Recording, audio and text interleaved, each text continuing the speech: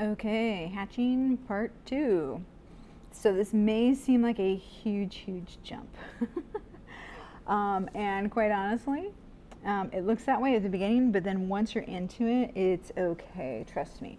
Because eventually, your actual project with hatching is going to be to do an object from real life, like whether it's a shell or something, or your hand, and you have to make it look 3D with just hatching and cross hatching. Okay, so one of the best ways to figure out how that works is to do a copy of somebody else who's done it before. So what this is, it looks a little more intimidating than it. See, windmill, you can see how all of the light and shadow is just a buildup of lines. Everybody got that? And I know on the last video I said don't outline, but for this one, it's okay, because if the original one that you're copying has an outline, you can outline it too, and that's all right. So this is a step, okay? But what I'm going to do is I'm going to post some PDF options for you. If you look, this is actually the original. You're going to be able to pick part of it, okay? You can kind of see they really just chose this part. When we look closely, are the lines exactly the same on the project that the student did? Not 100%, but it's close enough to where you're figuring out how hatching can create areas of light and shadow and give you a 3D effect. That's really the point of this exercise.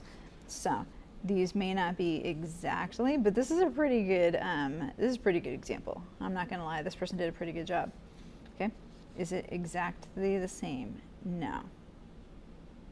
Okay, but is it good enough to do the job? Yes, because your goal in this, you're gonna get something to pick the one that you can actually see the process. If you can actually see, okay, I see the lines, I see how they did that, I'm gonna try and mimic it as best I can.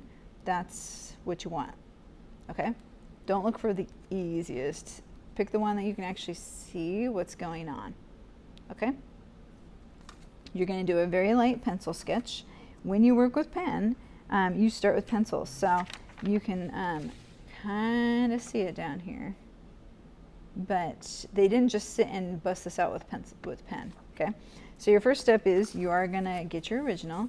You're gonna do a light sketch first. So take the time to do a good detailed sketch. With pen, you wanna have a very detailed sketch. You want everything to kind of be figured out where you want it before you start adding the pen, because once you do the pen, you can't move it.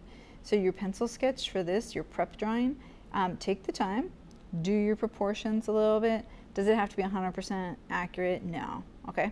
But, if I was sketching this out first, I would definitely want to know where these poles are, because look, that's a lot of white that I needed to leave. These little, like, almost like doorway looking things, okay? I would definitely want all that in place, and then I would start doing the pen over that, okay? So it seems like a big stretch from the pairs you guys did. But if you feel like this is a really big jump, keep practicing. Just keep practicing your hatch marks, okay? If you want to, the sphere that I showed you and the tree that I showed you last time, if you want to just go outside and do a couple of just sketches to get the hang of hatch marks, that's great, okay? I'm not gonna make it an assignment. I don't want to give you too much work. But if you feel like you want to practice it some more, just go outside and find an interesting tree trunk or something in your room to do, or you can always try to do these, okay? You can always use that basic formula for practice. So you can try this, you can try this, but this is a little bit more of the next project you're gonna actually be drawing from real life. As much as this kind of looks intimidating, trust the process. You're gonna mimic somebody else has figured out how to create light and shadow, and so you're using what they've done and mimicking it so that you can understand how to create a 3D look and light and shadow and control that through hatch marks before you have to do it on your own with an object, okay? So good sketch and start building up. Don't overdo it at the beginning.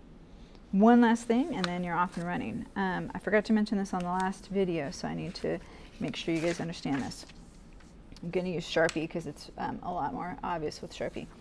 Okay, this here is solid Sharpie. This here is pretty close to solid Sharpie. Okay, here we got hatch marks.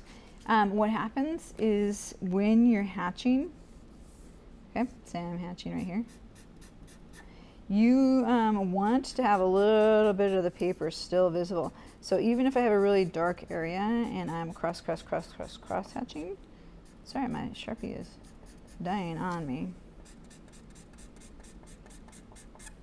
Okay, this is a dark area, but I have a little bit of sparkle of the paper there. You want that sparkle of paper. You don't want it so solid black, because otherwise what happens with black, if it's flat black like that, this becomes flat. It's not going to look three-dimensional at all. You build up the shadows, okay? You build it up through the hatching, and start, like I said in the last video, start with a little bit, okay? Start with some marks, not the hair ones. Start with some marks, and then if you need more, you build it up, you just add a little bit in space, okay? But don't just color it in. Okay, pick from the PDFs, do a light sketch, and then this is your project this week. Okay, let me know if you have questions. We'll see you in the next video.